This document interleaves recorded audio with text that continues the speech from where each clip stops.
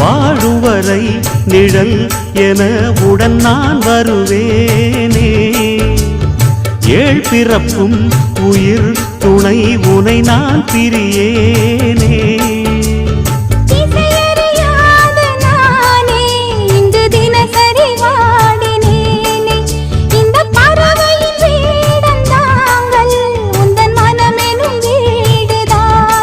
நீண்ட காலம் நேர்ந்த சோகம் நீங்கி போக நானும் தீண்ட யோகம் விளங்கிட. பூமிக்கொரு பாரம் என்று எண்ணி இருந்தேன், பூமுதிக்க யாரும் இன்றி கண்ணி இருந்தேன். சொந்தமின்றி பந்தமின்றி நானும் இருந்தேன், தொட்டு ஒன்று தொட்டு வைத்து பூவை அடைந்தேன். நன்றி சொல்ல